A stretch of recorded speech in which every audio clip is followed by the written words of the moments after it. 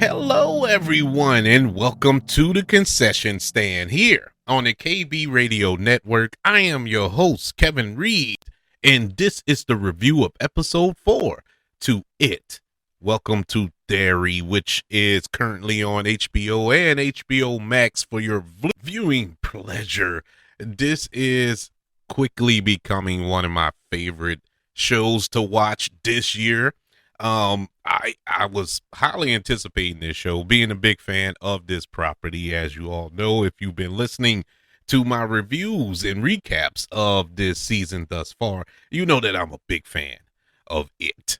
And I was a little skeptical with it because, getting a long form storytelling element from it, are we going to hit those notes as we got in the miniseries and in the movies? And so far, so good. This was a very eye-opening episode, excuse the pun, um for today. This was man, look, I don't know if they can keep this momentum going throughout the show. We're what, halfway through so far. I think there's 8 episodes. I can't remember exactly, but man, they are firing on all cylinders. As far as the creep and the scares, they really are hitting some really good points here, and the storytelling. I'm impressed with the storytelling. This episode 4, is the slowest one of the 4. As far as, I guess, action, for lack of a better term, but the story is what is keeping you engaged. This was a very character driven episode. But I'm not complaining. Even though it's the weaker of the 4, it's still very, very good. Episode 4 gives us a proper origin to it. Through the, I guess, the shine that we got from the indigenous person. What was his name? Taniel.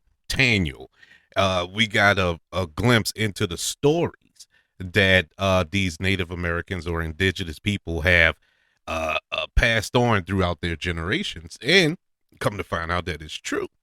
And we got the origin of it and where it came from, off in space. And if you read the books, and full disclosure, I didn't read the books, but I I did do a clip notes version of it in the past, so I do know about the turtle, and where it came from is basically an alien, and why is just centered in Derry, Maine.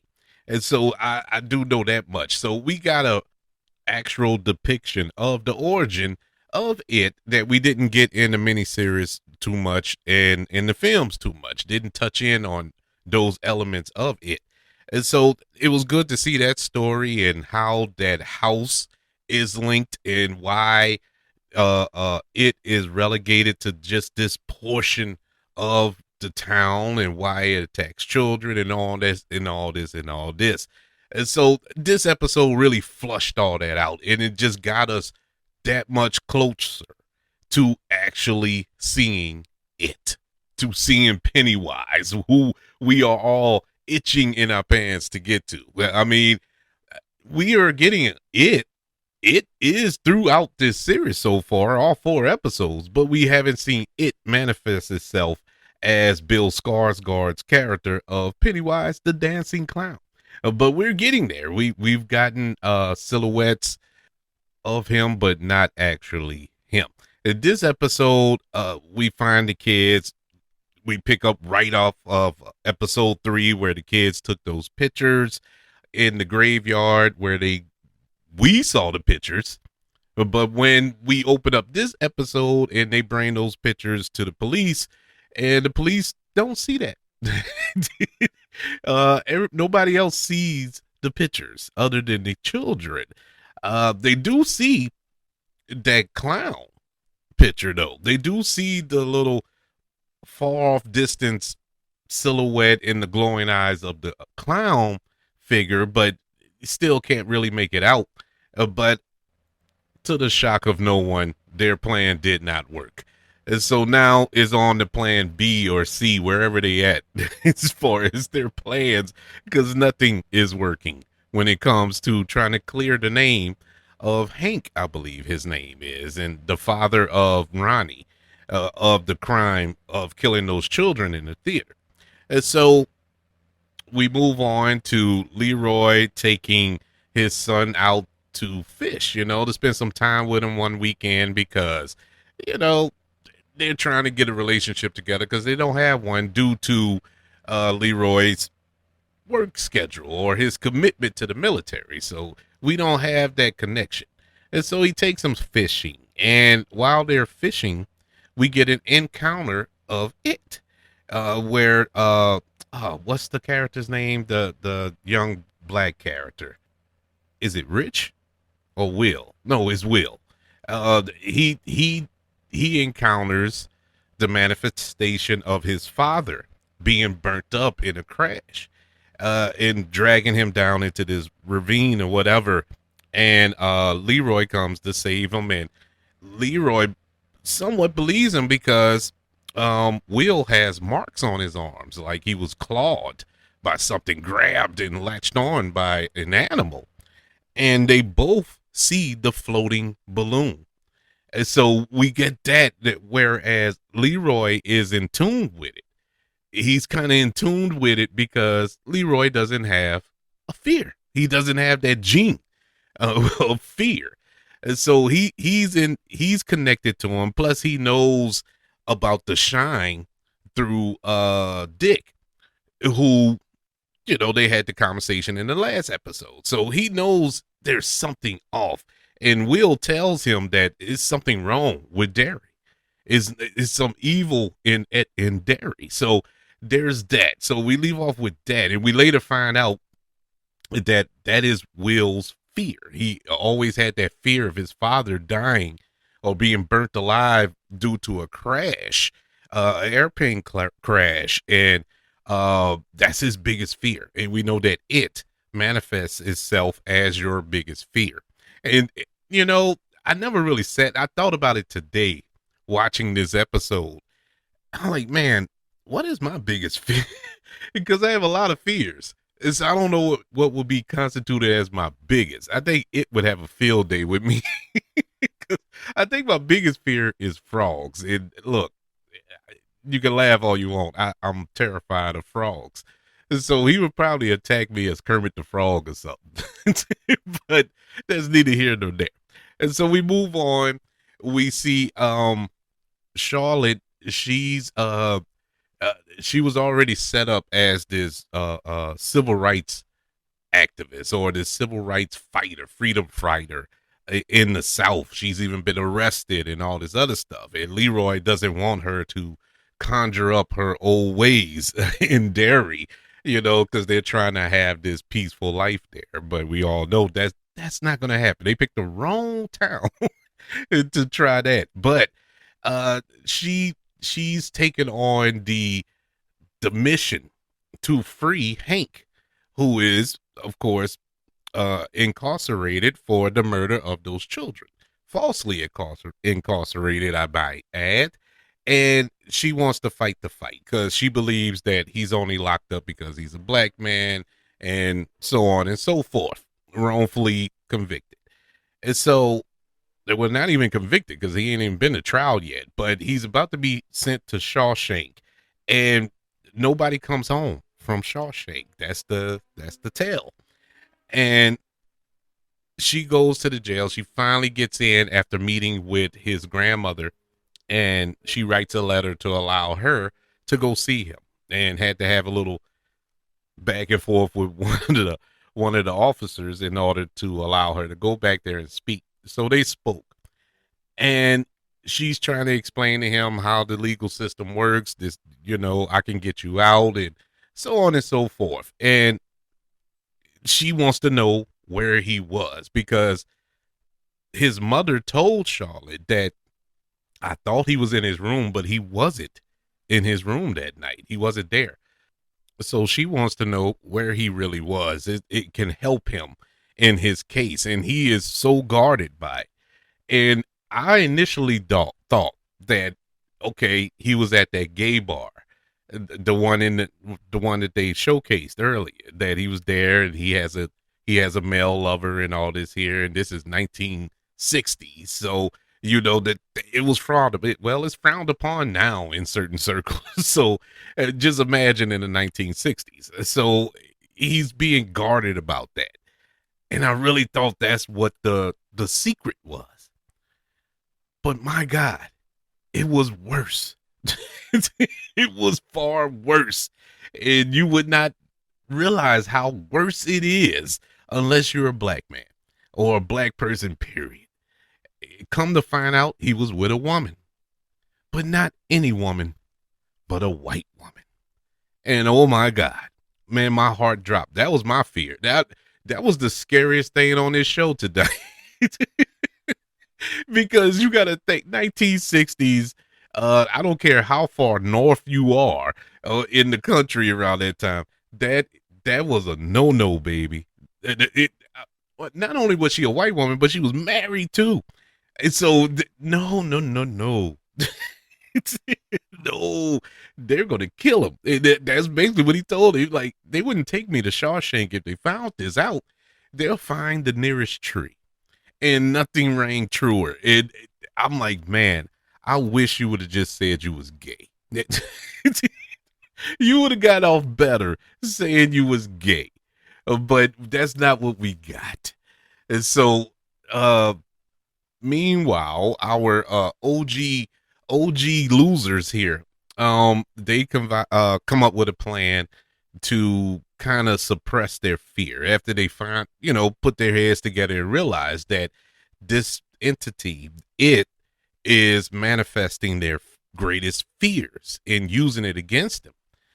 And they come up with a plan to take this, I guess, Xanax or something, whatever Lily's mom has, those pills, to kind of mellow them out, but so they won't have any fear. And so they have that going for you. All the while, you have Lily and what's the young girl name? Marge? Yeah, Marge. They Marge tries to rekindle their friendship all the while they're watching this documentary in class about flatworms that crawls into snails and cause their eyes to bulge out, thinking it's a throwaway little portion of the show. Didn't know it was going to play such a big role in just a few minutes on this show. But Marge was creeped out by it, as I was. And I remember watching that particular documentary. I don't know if it was in school or not, because I watched a lot of nature documentaries and stuff like that when I was obsessed with those days. And so I remember watching that, and I was like, man, that is freaky. It's weird. It's all about the food chain, because the tapeworms does that to get go into the snail, so the snail eyes can pop out to draw the attention of the birds, so the birds can come and eat them. It's crazy how all that is set up. But anyway, that has nothing to do with it. Anyway, we we go to this. She sets up through this little plan from the patty cakes to set her up to be embarrassed in front of the school. So she offers to have lunch with Lily. And man, this was so heartbreaking. This little portion of the show, I mean, my heart was just pounding a mile a minute for Lily, because I have become such a huge fan of that character. And the little young actress who's playing her, she is killing it in this role. Love her in this role.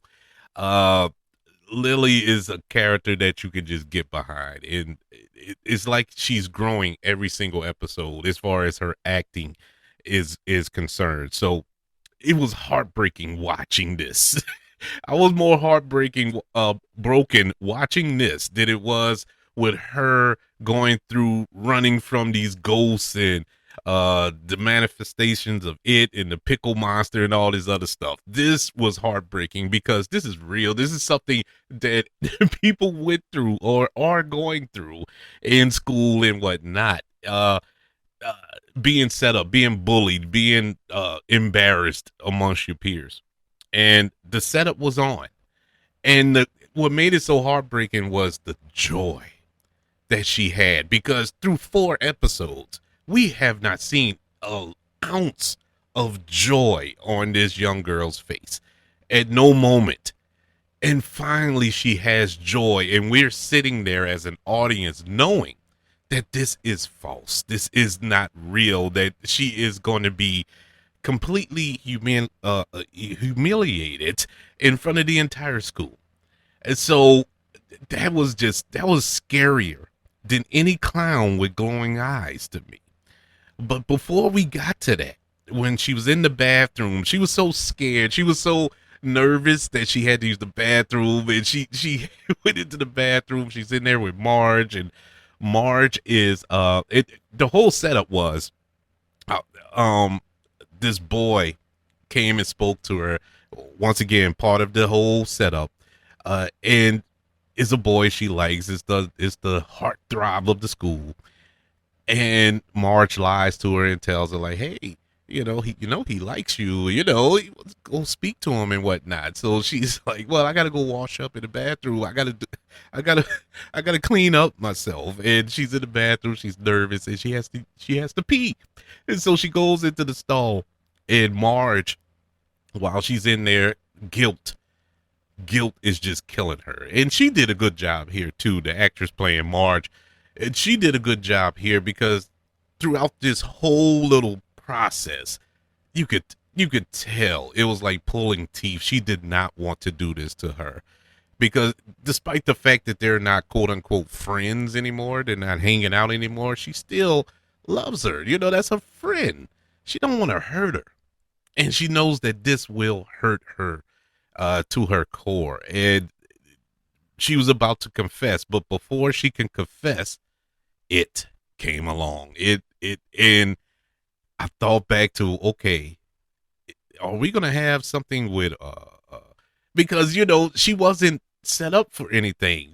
We don't know her backstory, what her biggest fear is, and so what is it?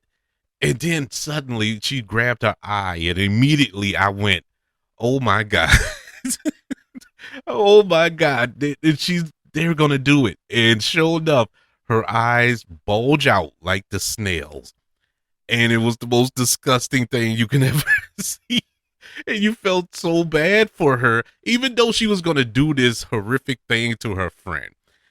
Nobody deserves that, so she has these snail eyes, and she's running around and Lily, she has the little pill, and she's telling her to calm down, because she knows what's happening. She knows that it has something to do with it. And so she grabs the pill to try to she was going to give it to Marge, and she dropped it in the toilet. And so and she's trying to get it out the toilet. I'm like, no, no, I don't care what I'm going through right now. I'm not putting that in my mouth. But anyways, Marge, she runs into to the shop, or workshop or whatever, where they do the little woodwork in school, and she takes this fowler and she stabs the big eye. And in my mind, I'm like, did she really stab the big eye or her own?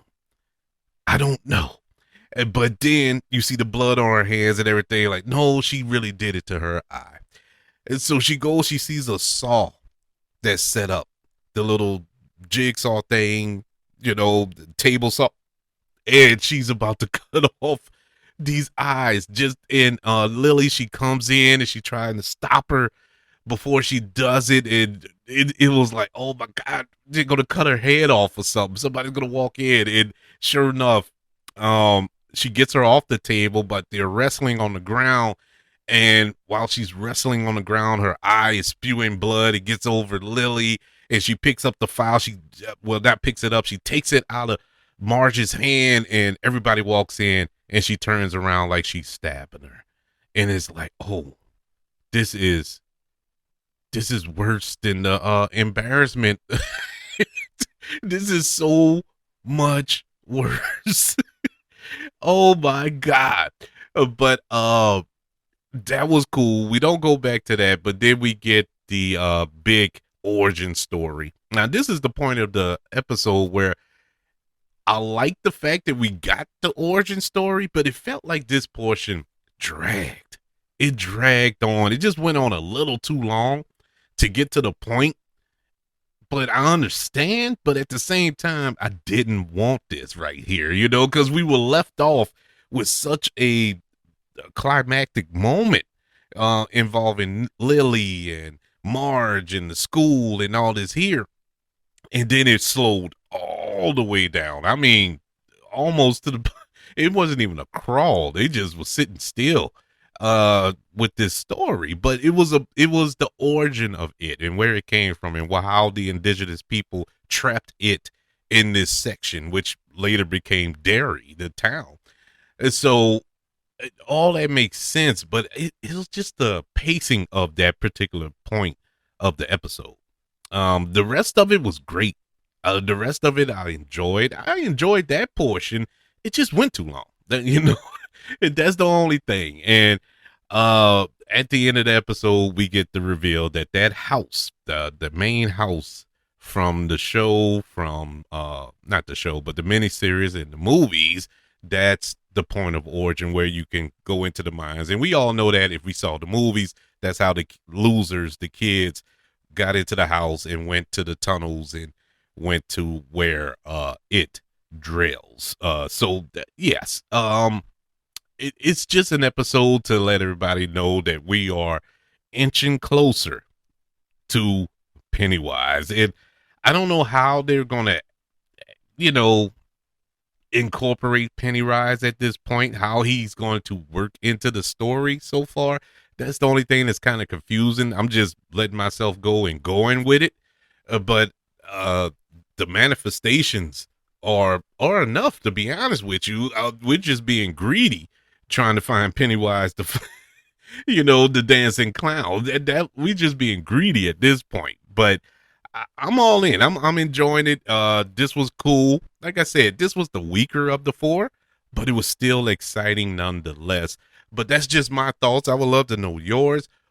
What did you think of episode 4 of It, Welcome to Derry? And what do you think of the show so far, 4 episodes in? Is it living up to the lore that Stephen King blessed us with in the early 80s?